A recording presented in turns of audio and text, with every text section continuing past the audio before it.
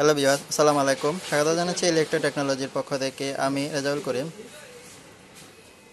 এই ভিডিওর মাধ্যমে আমরা জানবো হচ্ছে যে সুজুকি কন্ট্রোলার যেটা আছে আমাদের, এই সুজুকি কন্ট্রোলারটার মধ্যে কীভাবে আমরা ম্যানুয়ালি এই কন্ট্রোলারের মধ্যে ধরাবো। ম্যানুয়ালি যে আমাদের ম্যাগনেটিক কন্ট্রাক্ট আছে, ম্যাগনেটিক কন্ট্রাক্টগুলো কীভাবে আমরা ধরাবো। মাঝে মধ্যে আমাদের প্রয়োজন হয় যে কাজ করার শেষে এটা আমাদের টেস্ট করার জন্য প্রয়োজন হয় যে কীভাবে আমরা এটাকে ধরাবো।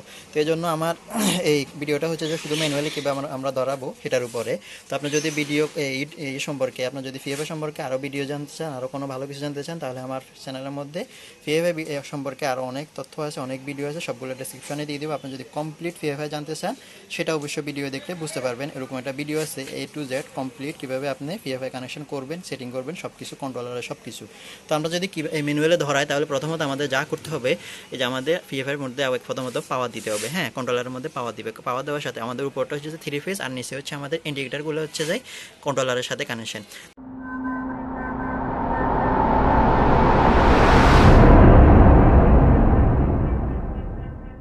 আমি যদি এটাকে ম্যানুয়ালে ধরাতে চাই, তো এই আমাদের মেনু বাটন যেটা আছে এটার মধ্যে আপনারা পেস্ট করবেন। প্রথমত এটার মধ্যে যখন পেস্ট করবেন তখন কি করবেন, এই যে আমাদের এই রিঅ্যাক্টিভ পাওয়ারের মধ্যে আসবে, এটার পরে আবার প্রেস করবেন, তাহলে একদম রিঅ্যাক্টিভ পাওয়ারের পরে আছে এখানে ম্যানুয়াল। ঠিক আছে, ম্যানুয়াল রানিংয়ের মধ্যে আপনারা আনার পরে এটাকে কি করবেন, এখন তাকে এই যে উপর অ্যারো বাটন যেটা আছে এটার মধ্যে একটা পেস্ট করবেন। তাহলে কি হবে, এই প্রথমটা ধরছে আমাদের। ঠিক আছে, এই যে দেখতে পাচ্ছেন আমাদের এই প্রথম ইন্ডিকেটারটা জ্বলতেছে। তাহলে আমি যদি আবার আরেকটা ধরাই, মেনু বাটনের মধ্যে পেস্ট করে যদি আমি আরেকটা ধরাই, তাহলে কি হবে, আমাদের দ্বিতীয়টা ধরবে। এই যে দেখতে পাচ্ছেন আমাদের দ্বিতীয়টা ধরছে। হ্যাঁ, এখানে ইন্ডিকেটর আছে, এখানে দেখা যাচ্ছে। আমি যদি আবার দিই 3 নাম্বারটা ধরবো, 3 নাম্বারটা ধরছে, এখানে আমাদের ইন্ডিকেটরটা একটু সমস্যা।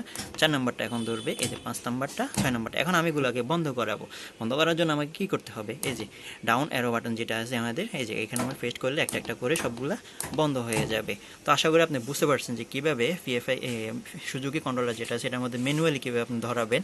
তো এর উপরে আপনার যদি কমপ্লিট ভিডিও লাগে, আপনি ওই ডিসক্রিপশনে লিঙ্ক দেওয়া থাকবে, ওই ভিডিওগুলো দেখে আপনি কমপ্লিট পিএফআই সম্পর্কে বুঝতে পারবেন। তো ভিডিওটা এতক্ষণ ধরে দেখার জন্য আপনাকে অসংখ্য ধন্যবাদ।